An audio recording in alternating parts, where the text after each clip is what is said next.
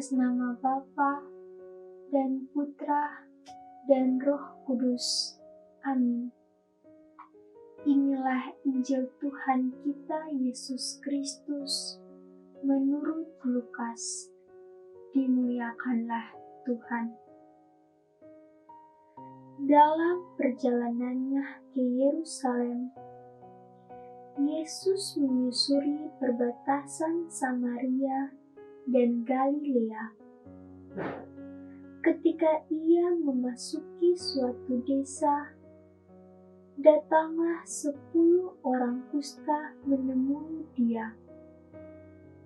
Mereka tinggal berdiri agak jauh dan berteriak, "Yesus, Guru, kasihanilah kami." Lalu ia memandang mereka dan berkata, "Pergilah, perlihatkanlah dirimu kepada imam-imam."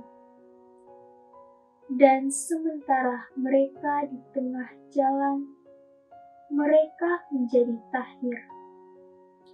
Seorang dari mereka ketika melihat bahwa ia telah sembuh kembali dan memuliakan Allah dengan suara nyaring, lalu tersungkur di depan kaki Yesus dan mengucap syukur kepadanya. Orang itu adalah seorang Samaria. Lalu Yesus berkata, "Bukankah ke-10 orang tadi semuanya telah menjadi tahir? Di manakah yang 9 orang itu? Tidak adakah di antara mereka yang kembali untuk memuliakan Allah selain daripada orang asing ini?" Lalu ia berkata kepada orang itu, "Berdirilah dan pergilah. Imanmu telah menyelamatkan engkau." Demikianlah Injil Tuhan. Terpujilah Kristus. Berbahagialah orang yang mendengarkan sabda Tuhan dan tekun melaksanakannya. Tanamkanlah sabda-Mu ya Tuhan dalam hati kami. Amin.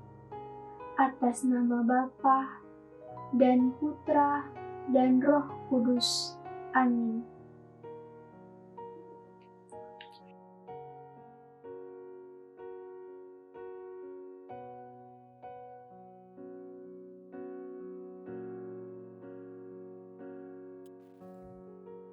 Puji Tuhan, salam damai Kristus untuk kita sekalian. Kalian sadar gak sih, berapa kali dalam sehari mengucapkan terima kasih? Tentunya, sedari kecil kita diajarkan untuk mengatakan tolong, terima kasih, maaf. Tapi apakah sudah kita praktekkan? Menurut sepenangkapan saya, Yesus bukan ingin dielu-elukan, dihormati, dan disembah semua orang kusta tersebut. Ia hanya ingin kita mengingat betapa besar kasih-Nya supaya kita selalu mengucap syukur. Sayangnya, hanya satu orang yang kembali padanya untuk berterima kasih sebagai ungkapan syukur paling sederhana. Saya pikir terkadang kita tidak sadar dengan makna terima kasih. Dalam benak kita, terima kasih sepatutnya hanya diucapkan kepada orang yang menolong kita. Apakah sudah tepat? Dalam suatu kesempatan, ketika semobil dengan beberapa teman, saya mendengar ucapan terima kasih si pengemudi kepada tukang parkir di mall. Lalu teman saya yang lain bertanya, "Kenapa terima kasih? Kan dia nggak ngapa-ngapain." Lalu si pengemudi tadi menjawab, "Lalu, memangnya salah kalau aku berterima kasih?" "Betul," kata si pengemudi. "Mengucapkan terima kasih seharusnya tidak mulu-mulu setelah kita ditolong."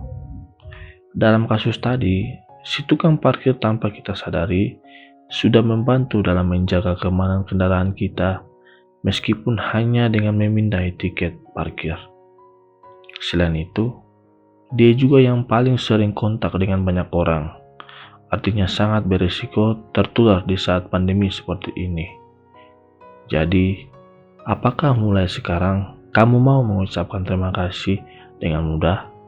Ingat, selalu ada kebaikan kecil yang kita terima jika kita selalu mudah bersyukur. Terima kasih. Tuhan Yesus dan Bunda Maria memberkati. Salam damai Kristus.